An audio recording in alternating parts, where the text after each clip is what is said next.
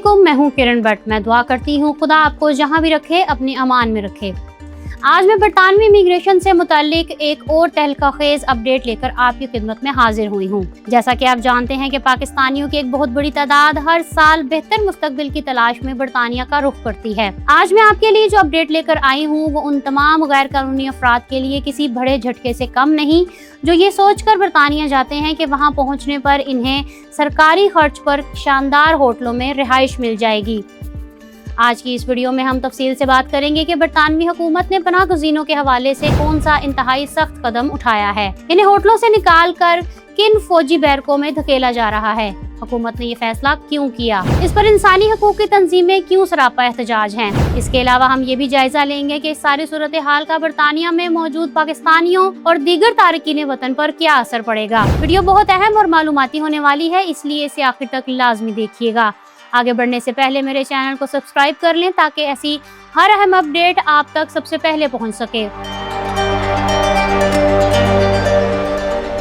UK میں جو پناہ گزین حکومت کے خرچ پر اچھے ہوٹلوں میں رہ رہے تھے، انہیں وہاں سے نکال کر آرمی بیرکوں میں منتقل کیا جانے لگا ہے۔ یہ کوئی معمولی بات نہیں ہے بلکہ برطانیہ کی امیگریشن کی تاریخ کا ایک بہت بڑا فیصلہ ہے۔ رپورٹس کے مطابق انگلینڈ، اسکاٹ لینڈ اور شمالی آئرلینڈ میں پناہ گزینوں کے لیے استعمال ہونے والے کم از کم 11 بڑے ہوٹل مکمل طور پر بند کر دیے گئے ہیں۔ آنے والے چند ہفتوں میں مزید درجنوں ہوٹل بھی خالی کروا لیے جائیں گے۔ ایسٹرن سسیکس کے علاقے میں موجود ملٹری کیمپ میں تقریباً 350 پناہ گزینوں کو منتقل کر دیا گیا ہے۔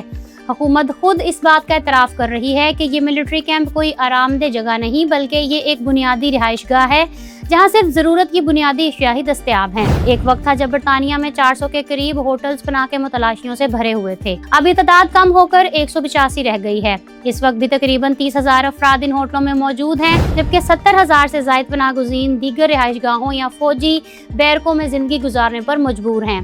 یہ لوگ اس لیے ان سرکاری جگہوں پر رہنے پر مجبور ہیں کیونکہ برطانوی قانون کے مطابق جب تک ان کی پناہ کی درخواست پر فیصلہ نہیں ہو جاتا، انہیں کام کرنے کی اجازت نہیں ہوتی۔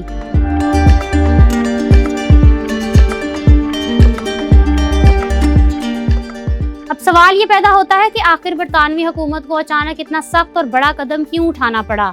اس کی بنیادی وجہ وہ بے تحاشا معاشی بوجھ ہے جو برطانوی اکانومی پر پڑ رہا تھا۔ امیگریشن کے وزیر ایلیکس نورکس کا کہنا ہے کہ پچھلی حکومت نے پناہ گزینوں کو ہوٹلوں میں رکھنے کا جو سلسلہ شروع کیا تھا وہ مکمل طور پر بے قابو ہو گیا ہے۔ ان کے مطابق اس عمل نے برطانوی عوام کے اربوں پاؤنڈ ضائع کیے اور اس کا سارا ملبہ مقامی کمیونٹیز پر ڈالا گیا۔ حکومت کا دعویٰ ہے کہ صرف ان موجودہ ہوٹلوں کو بند کرنے اور لوگوں کو بنیادی فوجی کیمپوں میں بھیجنے سے قومی خزانے کو 65 ملین پاؤنڈز کی بچت ہوگی۔ اس کے علاوہ اس فیصلے کے پیچھے ایک بہت بڑی سیاسی وجہ بھی ہے۔ موجودہ وزیر اعظم کیئر سٹارمر نے اگلے عام انتخابات سے قبل پناہ گزینوں کے تمام ہوٹل بند کروانے کا وعدہ کر رکھا ہے۔ انگلینڈ میں بلدیاتی انتخابات بھی سر پر ہیں اور لیبر پارٹی کو ڈر ہے کہ اگر انہوں نے امیگریشن کے مسئلے پر سخت موقف نہ اپنایا تو انہیں شکست کا سامنا کرنا پڑ سکتا ہے۔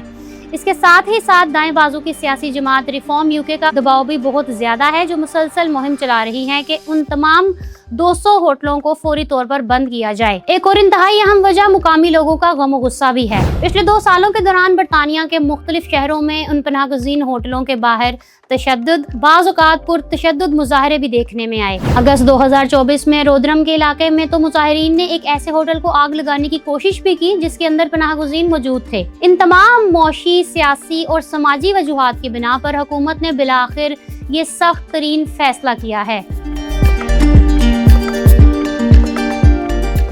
دوسری جانب اس حکومتی اقدام پر تنقید بھی کی جا رہی ہے۔ اپوزیشن اور خاص طور پر انسانی حقوق کی تنظیمیں اور ریفیوجی کونسلز حکومت پر شدید تنقید کر رہی ہیں۔ ان اداروں کا ماننا ہے کہ حکومت جو کچھ کر رہی ہے وہ مسئلے کا حل نہیں بلکہ ایک نیا مسئلہ کھڑا کرنے کے مترادف ہے۔ اس حوالے سے ریفیوجی کونسل کے ڈائریکٹر عمران حسین کا موقف بہت اہم ہے۔ وہ کہتے ہیں کہ فوجی بیرک اور بڑے ملٹری کیمپ پناہ گزینوں کو طویل عرصے تک رکھنے کے لیے قطعی طور پر غیر موزوں ہیں۔ سب سے حیران کن بات جو انہوں نے بتائی وہ یہ ہے کہ حکومت کے اپنے آڈٹ اور اخراجات پر نظر رکھنے والے ادارے کی رپورٹ کے مطابق ان فوجی بیرکوں کو چلانے کا خرچہ ہوٹلوں سے بھی زیادہ ہے۔ عمران حسین کا کہنا ہے کہ ان کیمپوں میں لوگوں کو مقامی کمیونٹی اور بنیادی سہولتوں سے بالکل کاٹ کر رکھ دیا جاتا ہے جو کہ انسانی حقوق کی خلاف ورزی ہے۔ ان کا ماننا ہے کہ ہوٹل بند کرنے کا یہ طریقہ غلط ہے۔ صحیح طریقہ یہ ہے کہ جنگ زدہ ممالک سے آنے والے لوگوں کے سیکیورٹی چیکس جلدی مکمل کر کے انہیں کام کرنے اور رہنے کی عارضی اجازت دی جائے تاکہ وہ خود مختار ہو سکے اور حکومتی خزانے پر بوجھ نہ بنے۔ دوسری طرف اپوزیشن جماعت کے شیڈو ہوم سیکرٹری کرس فلپ نے حکومت پر ایک اور سنگین الزام عائد کیا ہے۔ ان کا کہنا ہے کہ حکومت محض عوام کی آنکھوں میں دھول جھونک رہی ہے۔ وہ ہوٹل تو بند کر رہی ہے لیکن ان پناہ گزینوں کو عام رہائشی اپارٹمنٹس اور فلیٹس میں منتقل کر رہی ہے تاکہ ان کی تعداد کو چھپایا جا سکے۔ اپوزیشن کا موقف یہ ہے کہ حکومت کے اس اقدام سے برطانیہ کے اپنے نوجوانوں کے لیے رہائش کا سنگین بحران پیدا ہو رہا ہے اور وہ اپنے ہی ملک میں گھر خریدنے یا کرائے پر لینے سے محروم ہو رہے ہیں کیونکہ وہ جگہیں پناہ گزینوں کو دی جا رہی ہیں۔ اب آتے ہیں اس ویڈیو کے سب سے اہم حصے کی طرف کہ اس ساری صورتحال کا برطانیہ میں پاکستانیوں پر کیا اثر پڑے گا۔ سب سے پہلی بات تو یہ ہے کہ جو لوگ غیر قانونی طریقے سے برطانیہ پہنچنے کا ارادہ رکھتے ہیں ان کے لیے یہ ایک بہت بڑا واضح اور سخت پیغام ہے۔ اب وہاں ان کا استقبال اچھے ہوٹلوں میں نہیں بلکہ سرد اور بنیادی سہولتوں سے محروم فوجی بیرکوں میں ہوگا۔ حکومت یہ سخت اقدامات جان بوجھ کر اٹھا رہی ہے تاکہ لوگوں کے لیے برطانیہ کی کشش کو کم کیا جا سکے اور غیر قانونی امیگریشن کی حوصلہ شکنی کی جا سکے۔ جہاں تک بات ہے قانونی طور پر وہاں موجود پاکستانیوں کی تو براہ راست ان پر اس پالیسی کا اطلاق تو نہیں ہوتا، لیکن اس صورتحال نے پورے برطانیہ میں امیگرینٹس کے خلاف مقامی لوگوں میں غصہ پیدا کر دیا ہے۔ جب مقامی لوگوں کو رہائش کے مسائل کا سامنا ہوتا ہے تو معاشرے میں تناؤ بڑھتا ہے جس کا سامنا قانونی طور پر کیے گئے لوگوں کو بھی کسی نہ کسی شکل میں کرنا پڑ سکتا ہے۔ برطانیہ اب تارکین وطن کے لیے وہ پرکشش اور نرم ملک نہیں رہا جو آج سے چند سال پہلے ہوا کرتا تھا۔ قوانین سخت سے سخت تر ہوتے جا رہے ہیں اور مستقبل میں اس حوالے سے مزید سختیاں دیکھنے کو مل سکتی ہیں۔ یہ تھی وہ مکمل تفصیل اور برطانیہ کے بدلتے ہوئے امیگریشن نظام کی وہ اندرونی کہانی جو آپ کے لیے جاننا بے حد ضروری تھی۔ حکومت معیشت بچانے اور ووٹرز کو خوش کرنے کے چکر میں ہے جبکہ انسانی حقوق کے ادارے اسے انسانیت کی توہین قرار دے رہے ہیں۔ اس پوری صورتحال پر آپ کی کیا رائے ہے؟ کیا برطانوی حکومت کا پناہ گزینوں کو فوجی کیمپوں میں دھکیلنے کا فیصلہ درست ہے یا پھر انسانی حقوق کی تنظیموں کا موقف زیادہ وزن رکھتا ہے؟